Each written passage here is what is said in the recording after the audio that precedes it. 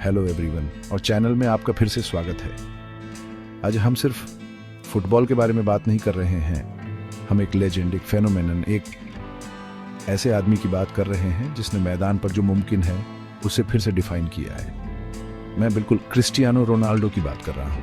आप में से कई लोग मुझे मेरे गोल्स, मेरी ट्रॉफीज, मेरे सेलिब्रेशंस के लिए जानते हैं। आप रिकॉर्ड्स, बैलन d'Or awards, champions league titles देखते हैं।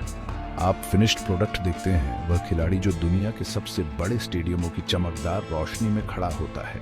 लेकिन यह कहानी का सिर्फ एक पहलू है। मेरा नाम क्रिस्टियानो रोनाल्डो है और आज मैं आपको गोल्स से परे, हेडलाइन से परे ले जाना चाहता हूं और नंबर 7 के पीछे के आदमी की असली कहानी शेयर करना चाहता हूं। सभी समय के महानतम फुटबॉलरों में से एक बनने का मेरा सफर सफलता की सीधी रेखा नहीं था। यह बहुत सारी चुनौतियों, दिल तोड़ने वाले त्यागों और ऐसे पलों से भरा रास्ता था जिसने मेरी स्पिरिट को उसकी पूरी हद तक परखा। यह एडवर्सिटी की आग में गढ़ा गया था। पुर्तगाल के एक छोटे से आइलैंड से लेकर वर्ल्ड फुटबॉल के सबसे बड़े स्टेज तक हर कदम पर मैंने ऐसी बाधाओं का सामना किया जो मुझे आसानी से छोड़ सकती थी। संदेह के पल जो मेरे कान में फुसफुसाते थे कि मैं काफी अच्छा नहीं था। लेकिन हर चुनौती के लिए मैंने अपने अंदर एक गहरी ताकत पाई। ये वीडियो हर उस व्यक्ति के लिए है जिसने कभी संघर्ष का सामना किया है, हर उस व्यक्ति के लिए जिसका एक ऐसा सपना है जो नामुमकिन लगता है। मैं आपको दिखाना चाहता हूं कि संघर्ष ही आपको डिफाइन नहीं करते, ये मायने रखता है कि आप उनका जवाब कैसे देते हैं। हम बिल्कुल शुरुआत में वापस जाएंगे, उन पलों में जिन्होंने मुझे शेप दिया, उन कठिनाइयों में जिन्होंने मेरी महत्वाकांक्षा को बढ़ावा दिया और उन सिद्धांतों में जो आज भी मुझे गाइड करते हैं। ये मेरी रेजिलियंस, डेडिकेशन और महानता की कभी न खत्म होने वाली खोज की कहानी है। तो मेरे साथ बने रहें, क्योंकि ये सिर्फ फुटबॉल से कहीं ज्यादा है, ये जिंदगी है। मेरी कहानी किसी बड़े स्टेडियम में नहीं, बल्कि पुर्तगाल के मदीरा नाम के एक छोटे खूबसूरत आइलैंड पर शुरू होती है।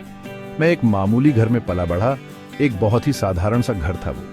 मेरे पिता एक माली थे और मेरी माँ एक कुक। हमारे पास ज्यादा पैसा नहीं था। असल में हमें हमेशा पैसों की दिक्कत रहती थी। मैं अपने भाई और 2 बहनों के साथ एक ही कमरे में रहता था। कई बार ऐसा भी होता था कि हमें पता नहीं होता था कि हमारा अगला खाना कहाँ से आएगा, लेकिन पैसे की कमी को हमने प्यार और सपोर्ट से पूरा किया। मेरी पहली फुटबॉल कोई फैंसी नहीं थी। वह अक्सर कपड़ों के टुकड़ों या जो कुछ भी हमें मिलता था उससे बनी होती थी। फुंचाल की गलियां मेरी पहली पिच थी और खेल के लिए मेरा प्यार वहीं अपने सबसे शुद्ध रूप में पैदा हुआ। इन्हीं साधारण और अक्सर मुश्किल हालातों में मेरा सपना पनपा। मेरे पास वीडियो गेम या महंगे खिलौने नहीं थे। मेरे पास एक बॉल थी और वही मेरी पूरी दुनिया थी। मैं सुबह से रात तक खेलता रहता था। अक्सर खाना छोड़ देता था ताकि दोस्तों के साथ सड़क पर कुछ और घंटे मिल सके। मेरे पिता, जो एक लोकल क्लब के लिए किटमैन का भी काम करते थे, उन्होंने मेरी आंखों में लगन देखी। वही थे जिन्होंने मुझे हिम्मत दी, जिन्होंने मुझसे इस पागल सपने का पीछा करने को कहा। लोग मुझे एक गरीब परिवार का दुबला पतला बच्चा समझते थे, लेकिन मुझे एक ऐसा भविष्य दिखता था जहां मैं उन सबके लिए, अपने परिवार के लिए सब कुछ बदल सकता था। थोड़ी सी चीजों से पैदा हुई वह भूख मेरी लगन का ईंधन बन गई। जब मैं 15 साल का था, मेरा सपना, मेरा पूरा फ्यूचर मुझसे लगभग छीन लिया गया था। मैं स्पोर्टिंग लिस्बन की यूथ एकेडमी के लिए खेल रहा था और सब कुछ सही दिशा में जा रहा था। लेकिन फिर एक रूटीन मेडिकल एग्जामिनेशन के दौरान डॉक्टर्स को एक प्रॉब्लम मिली। उन्होंने मुझे बताया कि मेरी हार्ट बीट तेज थी, एक कंडीशन जिसे टैकीकार्डिया कहते हैं। इसका मतलब था कि मेरा दिल आराम करते समय भी बहुत तेजी से धड़कता था। यह खबर बहुत ही दुखद थी। डॉक्टर्स ने मेरे परिवार को बताया कि मुझे हमेशा के लिए फुटबॉल खेलना बंद करना पड़ सकता है। जिस चीज से मेरी जिंदगी को मायने मिलते थे, वह अचानक खतरे में थी। मुझे डर और अनिश्चितता याद है। एक छोटे लड़के के लिए यह एक डरावना समय था। मेरे परिवार और मुझे एक मुश्किल फैसला लेना पड़ा। डॉक्टर्स ने इस प्रॉब्लम को ठीक करने के लिए एक लेजर सर्जरी का सुझाव दिया। यह एक रिस्की प्रोसीजर था, लेकिन मेरे पास खेलने के लिए यही एक मौका था। मुझे याद है कि मैं हॉस्पिटल में था, बहुत छोटा और डरा हुआ महसूस कर रहा था, लेकिन मैं जानता था कि मुझे स्ट्रांग रहना होगा, मुझे लड़ना होगा। सर्जरी सुबह हुई और दोपहर तक मुझे डिस्चार्ज कर दिया गया। कुछ ही दिनों बाद मैं वापस ट्रेनिंग पिच पर था। उस एक्सपीरियंस ने मुझे बहुत बदल दिया। इसने मुझे सिखाया कि लाइफ नाजुक है और आपको अपनी पसंद की चीज के लिए लड़ना चाहिए। इसने मुझे एक नया नजरिया और मिले हुए मौके के लिए और भी ज्यादा सराहना दी। ये मेरी पहली बड़ी लड़ाई थी और इसे जीतने से मैं पहले से कहीं ज्यादा मेंटली स्ट्रांग हो गया। एक प्रोफेशनल फुटबॉलर बनने के सपने की एक कीमत होती है और मेरे लिए वह कीमत मेरा बचपन था। सिर्फ 12 साल की उम्र में मुझे अपनी जिंदगी का सबसे मुश्किल फैसला लेना पड़ा। अपने परिवार मदीरा में अपने घर को छोड़कर स्पोर्टिंग लिस्बन अकादमी में शामिल होने के लिए पुर्तगाल के मुख्य भूभाग में जाना पड़ा। मैं बस एक लड़का था। मुझे याद है कि मैं एयरपोर्ट पर खड़ा था, अपनी माँ, अपने पिता, अपनी बहनों और अपने भाई को अलविदा कह रहा था। अपनी माँ की आंखों में आंसू देखकर मेरा दिल टूट गया। मैं बहुत छोटा था और लिस्बन में उन पहले कुछ महीनों में मैंने जो अकेलापन महसूस किया वह बहुत ज्यादा था। मैं एक बड़े शहर में अकेला था, अजनबियों से घिरा हुआ था। मैं हर दिन अपने परिवार को फोन करता था और कई बार मैं फोन पर रोता था। मैं घर जाना चाहता था। हार मानने की, अपने परिवार के आराम और प्यार में वापस भाग जाने की इच्छा बहुत ज्यादा थी। अकादमी के दूसरे बच्चे मेरे उच्चारण का मजाक उड़ाते थे क्योंकि मैं आइलैंड से था। यह एक दर्दनाक और अकेलापन भरा अनुभव था, लेकिन फिर मुझे याद आता था कि मैं वहां क्यों था। मुझे वह वादा याद आता था जो मैंने खुद से और अपने परिवार से किया था। मैं वहां उन्हें एक बेहतर जिंदगी देने, उन्हें गर्व महसूस कराने के लिए था। तो मैंने उस सारे अकेलेपन, उस सारे दर्द को अपने प्रशिक्षण में लगा दिया। फुटबॉल पिच मेरा अभयारण्य बन गया, वह जगह जहां मैं सब कुछ भूल कर बस खेल सकता था। उस बलिदान ने मुझे ऐसी उम्र में अनुशासन और आत्मनिर्भरता सिखाई जब ज्यादातर बच्चे सिर्फ खेल रहे होते हैं। जब मैं मैनचेस्टर यूनाइटेड आया, मैं एक यंग रॉ टैलेंट था। मुझे ड्रिबलिंग करना, ट्रिक्स करना, अपने स्किल्स दिखाना बहुत पसंद था, लेकिन हाईली फिजिकल और fast paced English Premier League में यह स्टाइल हमेशा इफेक्टिव नहीं था। न मुझे बहुत क्रिटिसिज्म झेलना पड़ा। पंडितों और कुछ फैंस ने भी मुझे शो पोनी कहा। उन्होंने कहा कि मैं सिर्फ दिखावा करता हूं और मुझ में कोई दम नहीं है, कि मैं बॉल को बहुत देर तक अपने पास रखता हूं, कि मैं सही डिसीजंस नहीं लेता। उन्होंने कहा कि मैं बहुत स्किनी हूं, इंग्लैंड में सफल होने के लिए बहुत वीक हूं। ये बातें सुनना मुश्किल था। अपनी काबिलियत पर इतने पब्लिक स्टेज पर सवाल उठना कभी आसान नहीं होता, खासकर जब आप इतने यंग हों और घर से दूर हों। लेकिन मैंने क्रिटिसिज्म को खुद को डिफाइन नहीं करने दिया। इसके बजाय मैंने इसे मोटिवेशन के तौर पर इस्तेमाल किया। मैंने अपने मैनेजर सर एलेक्स फर्ग्यूसन और अपने एक्सपीरियंस्ड टीममेट्स जैसे रॉय कीन और गैरी नेविल की सलाह मानी। मैं समझ गया था कि बेस्ट बनने के लिए मुझे इवॉल्व होना होगा। मैंने जिम में अनगिनत एक्स्ट्रा घंटे बिताए अपनी स्ट्रेंथ और फिजिक बनाने में। मैं ट्रेनिंग के बाद भी देर तक रुकता था। अपनी शूटिंग, अपनी क्रॉसिंग, अपनी फ्री किक्स का बार बार अभ्यास करता था। मैंने गेम का स्टडी किया, कब पास करना है, कब ड्रिबल करना है, कब शूट करना है, यह सीखा। मैंने अपनी फ्लेयर में एंड प्रोडक्ट जोड़ने के लिए लगातार मेहनत की। मैं अपने क्रिटिक्स को गलत साबित करने के लिए डिटरमाइंड था, शब्दों से नहीं बल्कि पिच पर अपनी परफॉर्मेंस से। इंटेंस वर्क के उस पीरियड ने मुझे एक टैलेंटेड विंगर से एक कंप्लीट गोल स्कोरिंग मशीन में बदल दिया। मैनचेस्टर यूनाइटेड में मेरी लगातार बढ़ती कामयाबी के बीच मुझे अपनी जिंदगी की सबसे बड़ी पर्सनल ट्रेजेडी का सामना करना पड़ा। 2005 में पुर्तगाल के लिए एक जरूरी वर्ल्ड कप क्वालिफायर से ठीक पहले मुझे ये खबर मिली कि मेरे पिता जोस डिनेस एवेरो की लिवर की बीमारी से मौत हो गई थी, जो शराब पीने से हुई थी। मेरे पिता मेरे पहले हीरो थे। वही थे जिन्होंने मुझे फुटबॉल से मिलवाया था, जिन्होंने शुरू से ही मुझ पर भरोसा किया था। उनके जाने का दर्द बहुत ज्यादा था, एक गहरा एम्प्टीपन वाला दर्द जो मैंने अपनी आत्मा में महसूस किया। मैं सिर्फ 20 साल का था और वो इंसान जिसके साथ मैं अपनी सारी कामयाबी बांटना चाहता था वो चला गया था। नेशनल टीम के मैनेजर ने मुझे घर जाने का ऑप्शन दिया ताकि मैं अपने परिवार के साथ रह सकूं। कोई मुझे दोष नहीं देता, लेकिन मैंने उस रात रुकने और मैच खेलने का फैसला किया। मुझे पता था कि मेरे पिता यही चाहते होंगे। वो चाहते होंगे कि मैं मजबूत रहूं, अपने सपने के लिए लड़ता रहूं। मैंने वो गेम भारी दिल से खेला, अपनी परफॉर्मेंस उनकी याद को डेडिकेट करते हुए। उस पल ने मुझे दर्द में भी खेलने के बारे में सिखाया, दुख के बीच भी ताकत ढूंढने के बारे में सिखाया। उनकी मौत ने मुझे एक नया संकल्प भी दिया।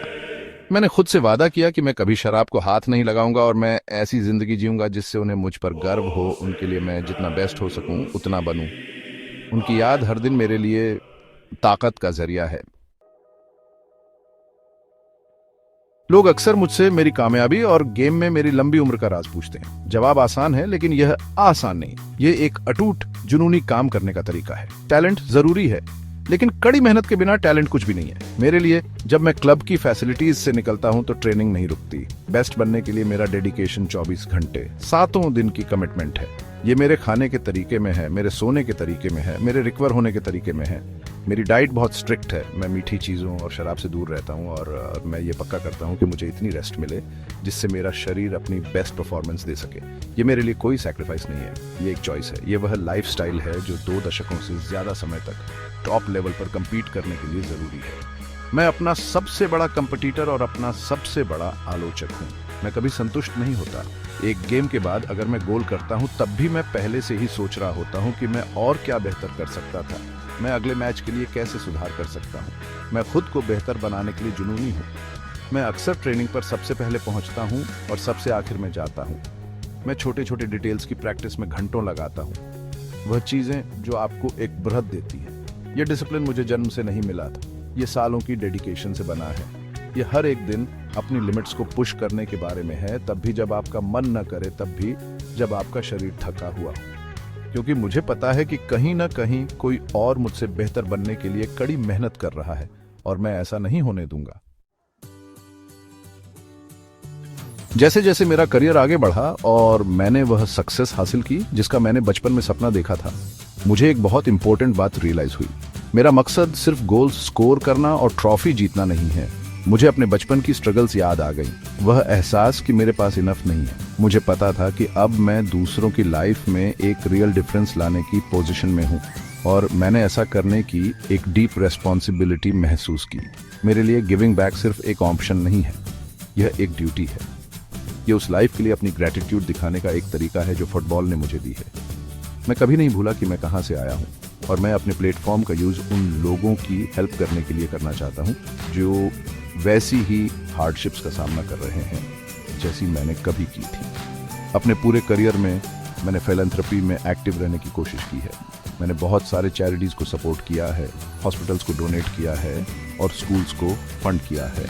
मैं सेव दी चिल्ड्रन का एक ग्लोबल इन्वेस्टर बन गया, दुनिया भर के सबसे वल्नरेबल बच्चों के राइट्स और वेल बीइंग के लिए काम करते हुए। मैंने चुपचाप ज़रूरतमंद कई इंडिविजुअल्स की भी हेल्प की है, मेडिकल ट्रीटमेंट्स के लिए पे किया है और क्राइसिस का सामना कर रहे फैमिलीज को सपोर्ट किया है। ये एक्शंस हेडलाइंस या पब्लिसिटी के लिए नहीं है, मैं ये इसलिए करता हूँ क्योंकि यह मेरे दिल से आता है। एक बच्चे के चेहरे पर स्माइल देखना, ये जानना कि आपने किसी को होप दी है, ये किसी भी ट्रॉफी से कहीं बड़ी जीत है जो मैं फुटबॉल पिच पर जीत सकता हूँ। मेरे लिए ये सक्सेस का ट्रू मीनिंग है। तो जैसा कि आप देख सकते हैं, मेरी जर्नी सिर्फ शानदार गोल्स और जीत के मोमेंट्स से कहीं ज्यादा रही है। इसे स्ट्रगल्स ने डिफाइन किया है।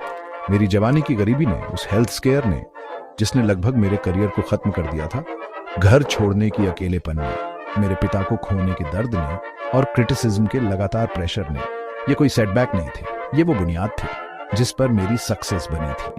हर मुश्किल ने मुझे और गहरा खोदने और मजबूत बनने, ज्यादा रेजिलिएंट बनने पर मजबूर किया और जितना मैंने सोचा था उससे ज्यादा डिटरमाइंड बनने पर भी। मदिरा के उस पतले बच्चे ने सिर्फ बेस्ट बनने का सपना नहीं देखा था, उसने हर दिन इसके लिए लड़ाई लड़ी, संघर्ष किया और मेहनत की। इन स्ट्रगल्स ने मुझे वो इंसान और वो प्लेयर बनाया हूँ जो मैं आज हूँ। उन्होंने मुझे कड़ी मेहनत का महत्व, परिवार की इंपॉर्टेंस और एक रेजिलिएंट माइंड की पावर सिखाई। सक्सेस फेलियर से बचने के बारे में नहीं है, ये इससे सीखने और कभी हार न मानने के बारे में है। मेरी कहानी इस विचार का प्रमाण है कि आपकी परिस्थितियां आपकी तकदीर तय नहीं करती। इससे कोई फर्क नहीं पड़ता कि आप कहां से शुरू करते हैं। मायने ये रखता है कि आपके दिल में कितनी आग है और अपनी सोची हुई लिमिट्स से आगे बढ़ने की इच्छा कितनी है। ट्रॉफीज एक दिन धूल जमा करेंगी और रिकॉर्ड्स आखिरकार टूट जाएंगे, लेकिन मुझे उम्मीद है कि मेरी जर्नी की कहानी इंस्पायर करती रहेगी। मुझे उम्मीद है कि यह दुनिया भर के लाखों छोटे लड़कों और लड़कियों को उनके सपनों पर विश्वास करने के लिए इंस्पायर करेगी, चाहे वे कितने भी बड़े या इम्पॉसिबल क्यों न लगें। मैं चाहता हूं कि आप जानें कि आप किसी भी चुनौती को पार कर सकते हैं अगर आपको खुद पर अटूट विश्वास है और एक अथक वर्क एथिक है। आपकी स्ट्रगल्स आपकी कमजोरी नहीं है, वे आपकी ताकत हैं। वे वो फ्यूल हैं जो आपको महानता की ओर बढ़ाएगा। देखने के लिए धन्यवाद और अपने सपनों के लिए लड़ना कभी बंद ना करें।